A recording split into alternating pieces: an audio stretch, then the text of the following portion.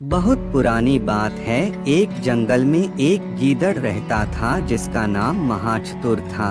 एक दिन वह जंगल में शिकार की तलाश में भटक रहा था। उसे बहुत जोरों की भूख लगी थी। तभी अचानक उसकी निगाह एक मृत हाथी पर पड़ी। गीदड़ मृत हाथी को देखकर बहुत खुश हुआ। उसने सोचा उसकी किस्मत बहुत अच्छी है जो इतना भोजन बड़ी ही आसानी से मिल गया। अब तो वह इसे कई दिनों तक खाएगा। गीदड़ ने हाथी को खाने के लिए उसकी चमड़ी में अपने दांत गड़ाने का बहुत प्रयत्न किया, परंतु हाथी की चमड़ी बहुत मोटी थी, इसलिए वह खाल नहीं उधेड़ सका। शेर को आया देखकर शुरू में तो गीदड़ डर गया। फिर शेर को नमस्कार कर गीदड़ बोला, आइए महाराज, मैं आपके लिए बहुत देर से इस मृत हाथी की रखवाली कर रहा हूँ। आप अपना भोजन स्वीकार कीजिए।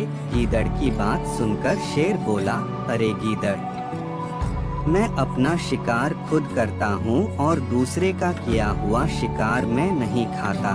इस मृत हाथी को तू मेरी तरफ से भेंट समझ और इसे तू ही खा। शेर के जाते ही गीदड़ ने मृत दौत हाथी को खाने का प्रयत्न किया ही था कि इतने में वहाँ एक बाघ आ गया। गीदड़ ने सोचा जैसे तैसे मैंने एक मुसीबत को यहाँ से दूर किया तो यह दूसरी मुसीबत आ गई। बाघ को दूर करने के लिए मुझे भेद नीति से काम लेना होगा। गीदड़ बाघ के पास गया और बोला, बाघ भाई साहब, इस हाथी को शेर ने मारा है और अभी वह नदी में नहाने के लिए गया है। मुझे इस हाथी की रखवाली करने के लिए यहाँ छोड़ गया है और मुझसे बोला है कि अगर कोई जानवर यहाँ आकर मेरे शिकार को खाने की कोशिश करे तो मुझे बतला देना। गीदड़ की बात सुनकर बाघ सोचने लगा कि एक शिकार के पीछे शेर से दुश्मनी अच्छी बात नहीं है।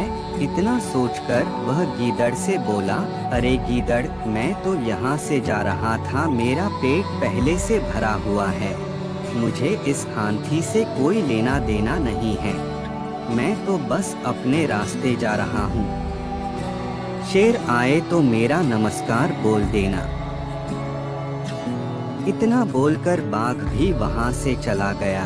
कुछ ही देर में उस स्थान पर एक चीता आ गया।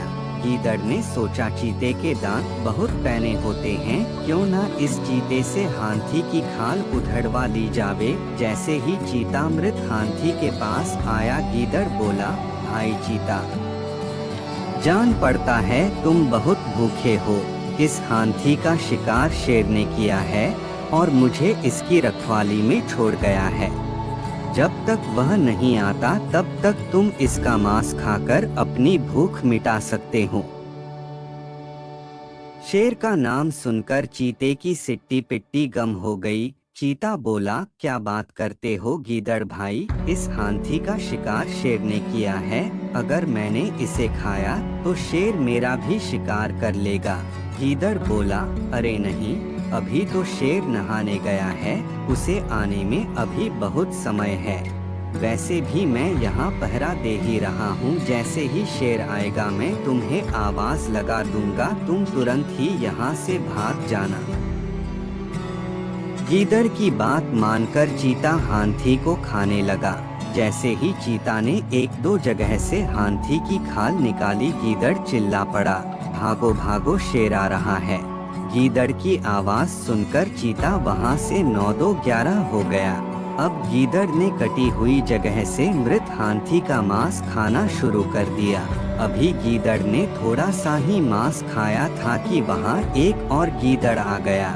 महाचतुर गीदड़ जानता था कि यह मेरे समान ही शक्तिशाली है, इसे हराया जा सकता है, इसलिए महाचतुर उससे भिड़ गया और उसे दूर तक खदेड़ दिया। इसके बाद महाचतुर गीदड़ ने कई दिनों तक मजे से मृत हाथी को खाकर अपना पेट भरा। चतुर गीदड़ कहानी से हमें शिक्षा मिलती है कि अपने से बड़ों से नम्रता से, अधिक शक्तिशाली को फूट डालकर और समान बल वालों को वीरता से वश में करना चाहिए।